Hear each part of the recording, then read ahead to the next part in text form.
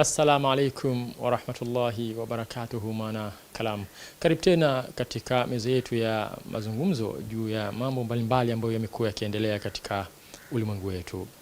Leo nataka nikupitishe katika mambo matano ambayo ni undisputed, huwezi kuyabishia na unaweza kuyaback na ushahidi wa kutosha.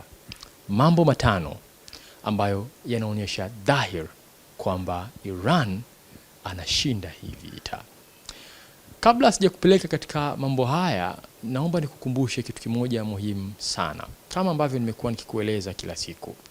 Tafadhali tusaidie kushare, kucomment, kulike ili hizi jumbe ziweze kuwafikia watu wengi zaidi.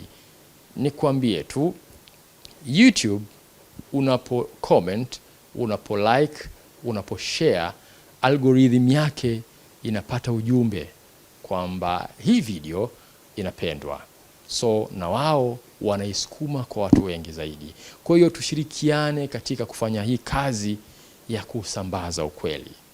Wakati wao wana kazi ya kuchakata uongo, wakati wao wana kazi ya kuhakikisha uongo ndio unasimama, na sisi tushirikiane kusambaza ukweli.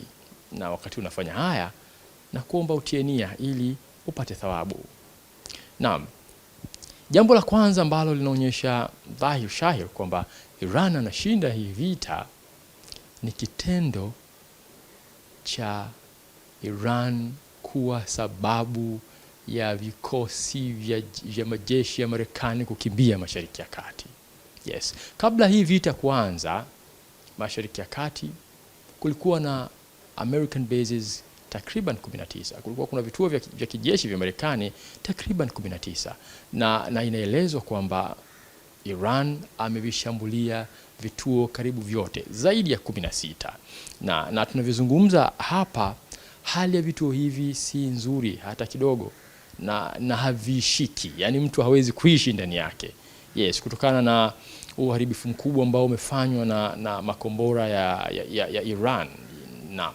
Yes, na inaelezwa pia kwamba wanajeshi karibu wote wa majeshi ya Marekani wameondoka katika vituo hivi. Yes, kipindi vita hii inaendelea, inaelezwa kwamba wanajeshi walikimbia katika maeneo ya hivi vituo na kuelekea katika mahoteli na baadhi ya majengo mengine, kitu ambacho kilipelekea, kama ulikuwa mfuatiliaji mzuri wa haya majambo, kuna nyakati naamini ulisikia Iran ameanza kushambulia baadhi ya hoteli. Yes, hii ilikuwa ni kwa sababu wanajeshi walikimbia kambi za jeshi za Marekani ambazo zipo katika eneo la Mashariki ya Kati na kwenda kuishi katika baadhi ya mahoteli. Hivi tunavyozungumza wameondoka kabisa. Wanajeshi inaelezwa takriban 40,000 wameondoka katika eneo la Mashariki ya Kati na kwenda katika kambi za jeshi za Marekani zilizopo barani Ulaya, katika nchi za Uingereza, Ufaransa, Italy. Naam, yes. Kwa hiyo hata hii operation ambayo wanaifanya Iran, mapigano wanayoyafanya Iran, command yote inatoka katika vituo vyao vya jeshi ambao viko Ulaya, kwa sababu wanajeshi karibu wote wa jeshi la Marekani ambao walikuwa katika vituo vya kijeshi Mashariki ya Kati wameondoka, na sababu ya kuondoka ni kwamba vituo vyao vilishambuliwa vibaya mno na majeshi ya Iran, kiasi kwamba hivi tunavyozungumza hakuna mwanajeshi ambaye amesalia pale. Naam, kwa hiyo hali ni mbaya sana katika vituo hivi, na hawajui kama Marekani anaweza akarejesha wanajeshi tena katika eneo hili. The Wall Street Journal liliandika kuhusu hii taarifa. Yes, na kama unavyoona hapo, kichwa kinasema Europe is quietly playing a crucial role in the Iran war. Yes, kwa nini na play crucial role? Kwa sababu Ulaya ilipokea vikosi hivi vya wanajeshi wa Marekani takriban 40,000 baada ya kukimbia pale Mashariki ya Kati, baada ya mashambulio ya Iran kuwalemea.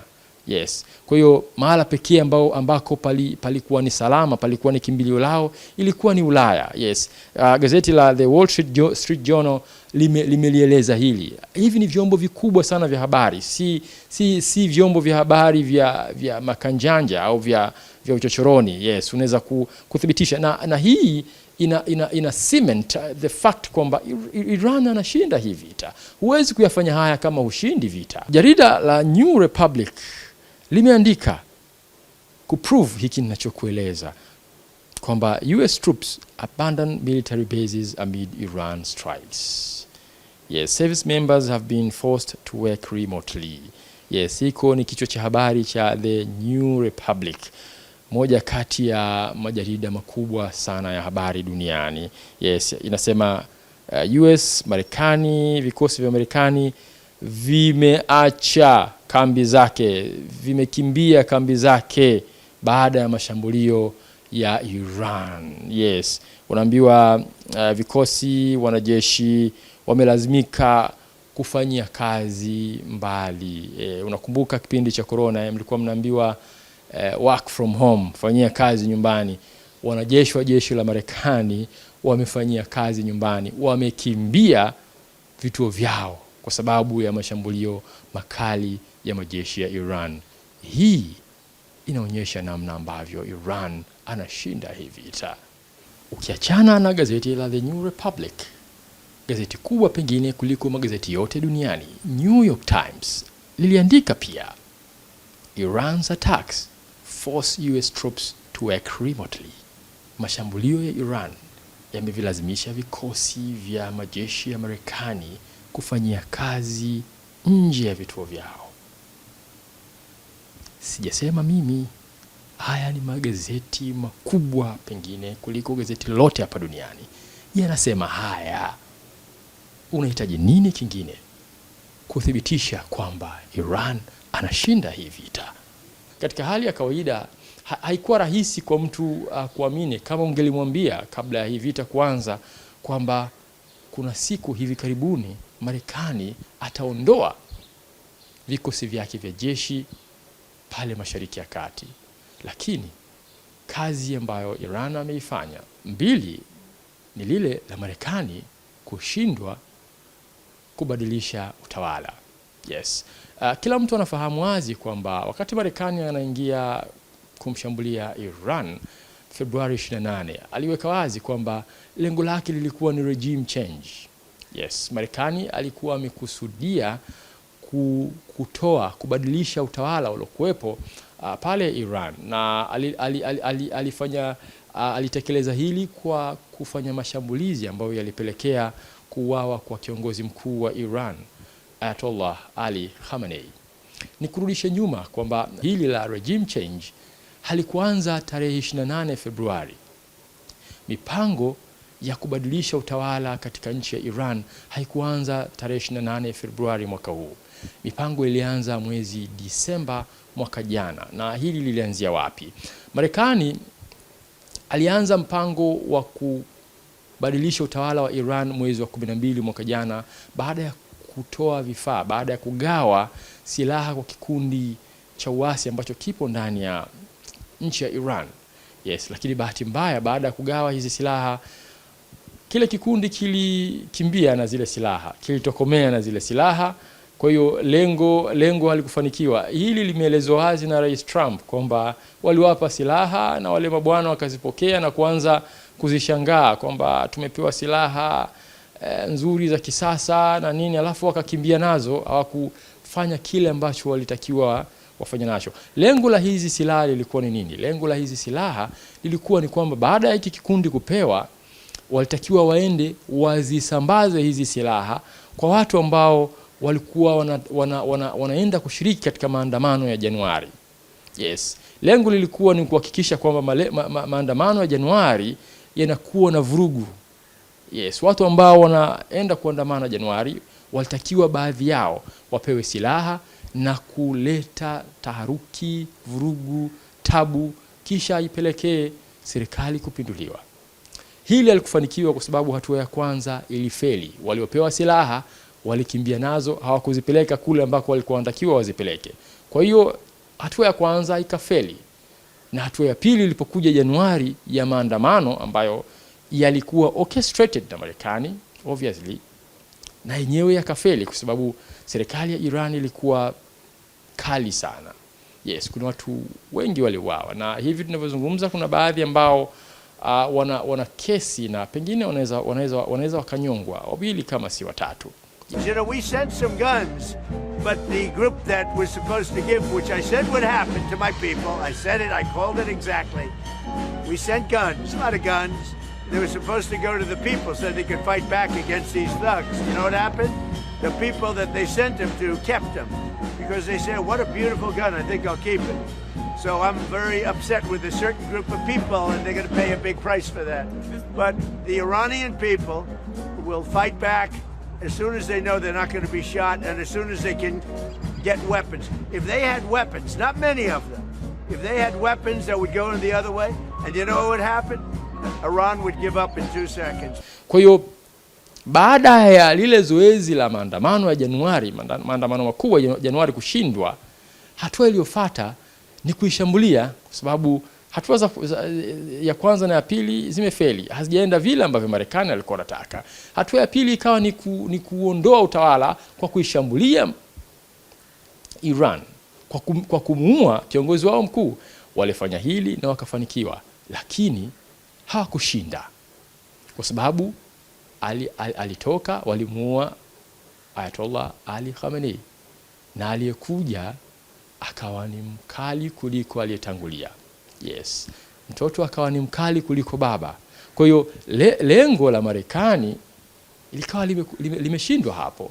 Hivyo tunasema nani anashinda hii vita sasa? Ni wazi Iran. Baba alikuwa ni mtu very diplomatic. Ayatollah Ali Khamenei alikuwa ni mtu ambaye anapenda mijadala, anapenda mazungumzo, anapenda masikilizano.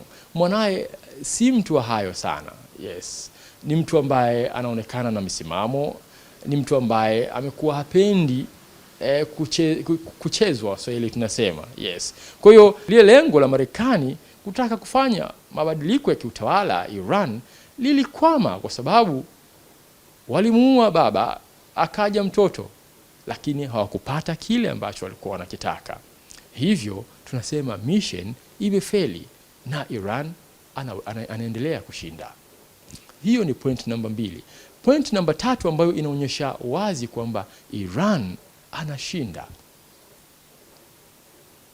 ni kitendo cha nchi za Mashariki ya Kati kutangaza wazi kwamba sasa ni wakati wa wao kuanza kufanya mashirikiano na nchi zingine. Hapo kabla nchi nyingi za Mashariki ya Kati zilikuwa zinaipa Marekani exclusive position ya mashirikiano, lakini tumesikia hivi punde, mfano Saudi Arabia wameweka wazi kwamba hawatampa haki ya upendeleo ya mashirikiano Marekani. Yes, kuanzia sasa wataanza kufungua milango ya mashirikiano na watu wengine kwa sababu wanadhani hawako salama ndani ya mikono ya Marekani pekee. Naam. Hili linaonyesha wazi kwamba Iran anashinda. Yes, na kingine juu ya hiki tulimsikia Saudi Arabia akisema wiki ambayo inaisha leo. Alikataa wazi, na kingine ambacho kinaonyesha dhahir namna ambavyo Iran anashinda hii vita ni kitendo cha Saudi Arabia kumkatalia Marekani kutumia anga lake kumshambulia Iran. Yes, alikataa, alimnyima access ya anga la Saudi Arabia pamoja na access ya kutumia vituo vya kijeshi ambavyo Marekani amekuwa akivitumia siku zote. Saudi Arabia kwa mara ya kwanza amemkatalia Marekani. Hiki si kitu cha kawaida. Yes, alama nyingine inaonyesha wazi kwamba Iran anashinda hii vita. Haya mambo hayakuwepo kabla, na hakuna mtu ambaye aliwahi kufikiri kwamba kuna siku tutayafikia haya, lakini tumeyafikia. Kwa nini? Kwa sababu Iran anashinda hii vita.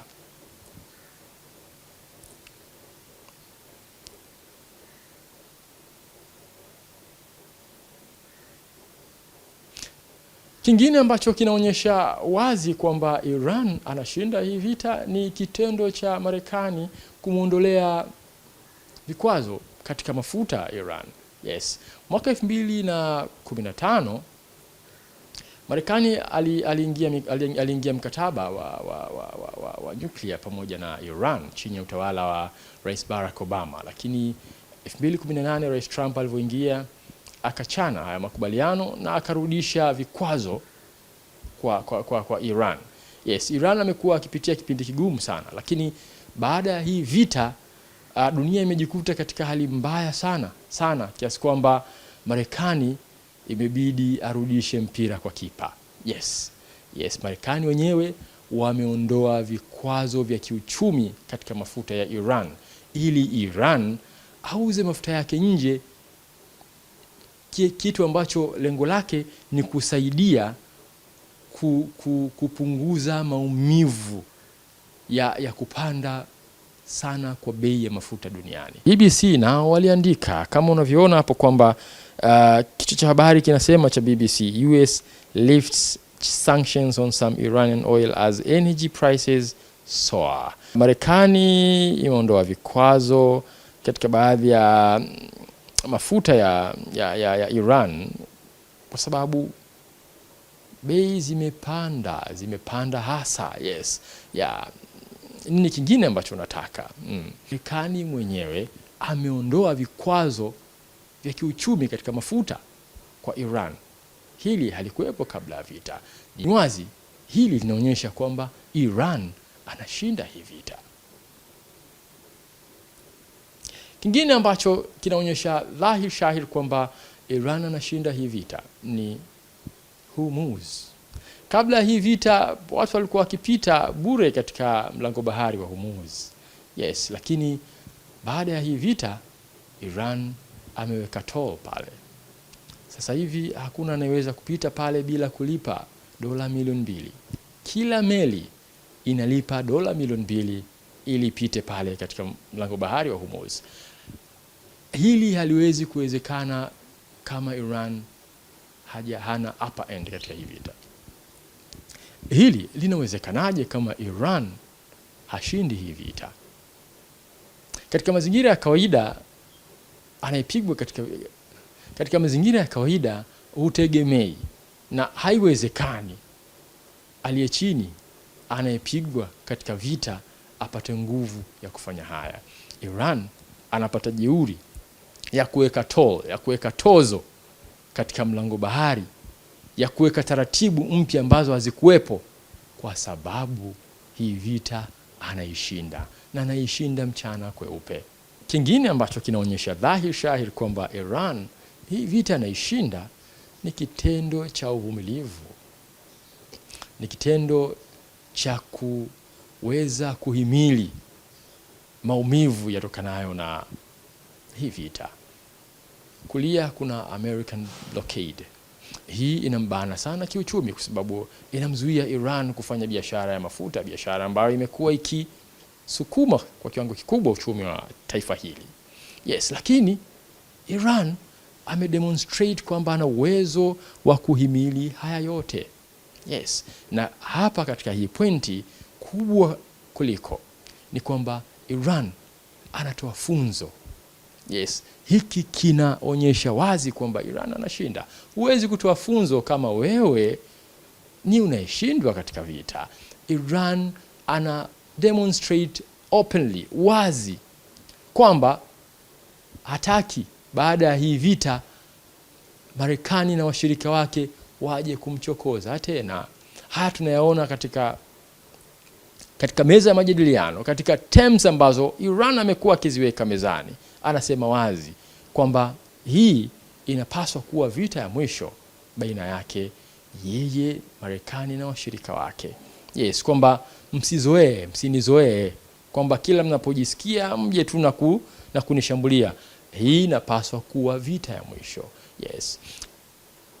Iran amedemonstrate uwezo na ametoa somo kwamba msisubutu kuja kunipiga tena, kwa sababu mkijaribu mtawashika pabaya. nitapiga military bases zenu ambazo ziko katika region yetu, nitafunga hii Hormuz ambayo ni choke point, yani ni mahala ambako ukipachezea panakupalia, nitafunga. So hili somo Iran analitoa kwa sababu anaishinda hii vita. Yes. Hakuna lugha nyingine ambayo unaweza ukazungumza nje ya hiyo. Na haya mambo yamezungumzwa na vyombo vikubwa vya habari duniani, yamethibitishwa na vyombo vikubwa vya habari hapa duniani kwamba Iran anaishinda hii vita.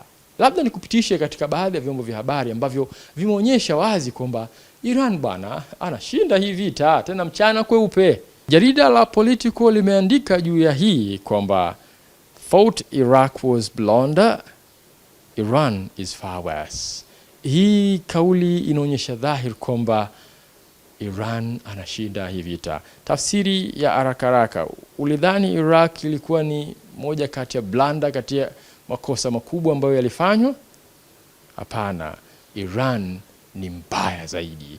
Yes, ni moja kati ya majarida makubwa sana duniani na yenyewe yameliweka hili wazi kabisa. Na hapa kama unavyojionea, jarida la Marekani la Foreign Affairs linasema Iran's long game, decades of preparation are paying off. Yes, mchezo wa muda mrefu wa Iran. Yes, miongo ya maandalizi ya Iran imeanza kulipa, imeanza kutoa majibu. Umeona? Yes, hii tafsiri yake ni kwamba Iran anashinda hii vita. Unataka nini kingine ambacho kitakuonyesha dhahir shahir kwamba Iran anashinda hii vita? Yes, na kupitisha katika gazeti la The Independent, kama unavyoona hapo, lina kichwa cha habari kinachoandika Iran is the clear winner as Trump's desperate bid for peace shows he wants out of the war. Yes, Iran ni wazi ni mshindi katika hii vita kwa sababu Trump anaonekana akiwa desperate, akihaha kutafuta majadiliano, kutafuta amani, na hili linaonyesha wazi kwamba Trump anataka kutoka katika hii vita. Hii inaonyesha wazi kwamba Iran anashinda hii vita. Hapo unaona moja kati ya kauli ambazo alikuwa akizisema Rais Trump, they can't fight back, they have no capabilities, they have no anti-aircraft equipment. We literally have planes flying over Tehran and other parts of their country. They can't do a thing about it. Yes, anasema hapa Trump kwamba hawezi kujibu mapigo, hawana uwezo huo. Hawana mitambo ya kuzuia makombora ya ndege. Yes, mbona. Kiukweli tunaweza kupaa katika angalao la mji mkuu wa Iran na sehemu kadha wa kadha katika nchi yao, na hamna kitu wanaweza kufanya. Hizi ni moja kati ya kauli za ngebe za Rais Trump. Yes, kuonyesha American superiority, kuonyesha nguvu ya taifa la Marekani. Yes, lakini unaweza kuona wazi kwamba hizi ni sawa na kauli za debe tupu, kwa sababu kinachoonekana sasa ni contrary to hiki ambacho alikuwa kikieleza. Haya ni mambo matano ambayo nimekuletea kukuonyesha namna ambavyo Iran anashinda hii vita. Yes, hatuzungumzi kiushabiki. Kazi yetu ni kusema ukweli. Kazi yetu ni kusema ukweli. Na siku Iran akipigwa tutasema pia, kwa sababu kazi yetu kusema ukweli. Yes, tafadhali tusaidie kushare, kucomment, kulike ili hizi jumbe ziweze kuwafikia watu wengi zaidi. Nikwambie tu, YouTube unapo comment, unapo like, unapo share, algorithm yake inapata ujumbe kwamba hii video inapendwa. So na wao wanaisukuma kwa watu wengi zaidi. Kwa hiyo tushirikiane katika kufanya hii kazi ya kusambaza ukweli. Wakati wao wana kazi ya kuchakata uongo, wakati wao wana kazi ya kuhakikisha uongo ndio unasimama, na sisi tushirikiane kusambaza ukweli. Hadi wakati mwingine. Assalamu alaikum.